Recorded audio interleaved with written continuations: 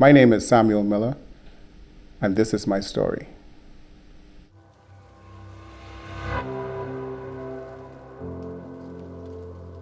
My story begins in the year 2000. I was on top of the world, and things were going good for me. I was the owner of my own business, but I realized over a period of time that there was something missing. Because of all of the things that I have accomplished at that point in time, I had lots of money, good friends around me, but there was something missing. And as I moved on, the year 2001, got married. Shortly afterwards, we discovered that my wife was expecting a baby.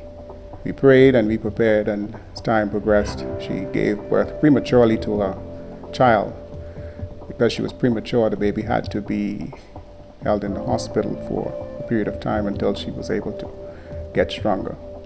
She was progressing fairly well, but however, they had noticed that she was not having a pass. She was eating, but she was not having a pass.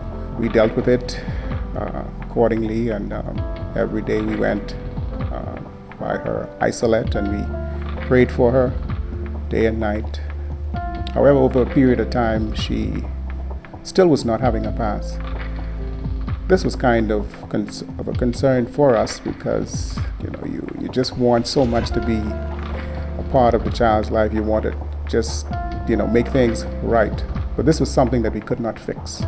As it got to a critical point, the doctors decided, well, we needed to do a surgery. It was a rough time. We had not anticipated that it would come to this point. Those times I started to ask God, what was happening, what was going on, and my wife, she struggled with it as well. It was a tough time for us. We went home and we prayed. Somehow the prayer seemed empty. But before we went to bed, my wife told me, wake me up at 2 o'clock. So I said, why? She said, just get me up at 2 o'clock. At 2 o'clock, the door of our room, it just slammed shut. Shortly afterwards, the phone rang and persons on the other line said, is this Mr. Miller? So I said, yes, ma'am, this it is. She said, I need you and your wife to come to the hospital right away. We went to the hospital, and somehow deep down, I just had this sinking feeling. As we got there, they told us that our child was not going to make it, that it would be best if we spend the last moments with her. I held her in my arms and I watched the life just drained out of my child, and she passed away. I just didn't know what to do. I said, God, why? Why now? Why me? So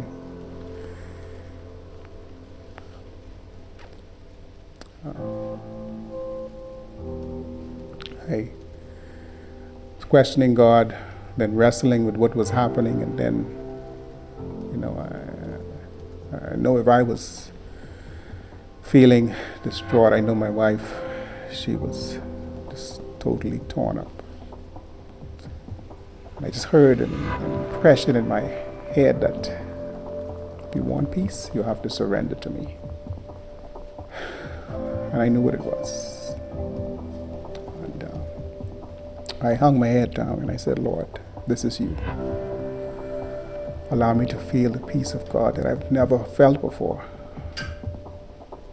And I surrendered my life right there and then in the parking lot of the hospital, and I said, Lord, I give you my life. If you would give me peace of mind. And so although my child was no longer with us, in return, a new life was born. And right then and there, I felt the power of the Holy Spirit resting on my life. If you're wrestling with peace, where to find peace, peace can only be found when our lives are surrendered to God. While those moments I still feel hurt and pain, I'm reassured that one day see my daughter again. One day, I will see my daughter again.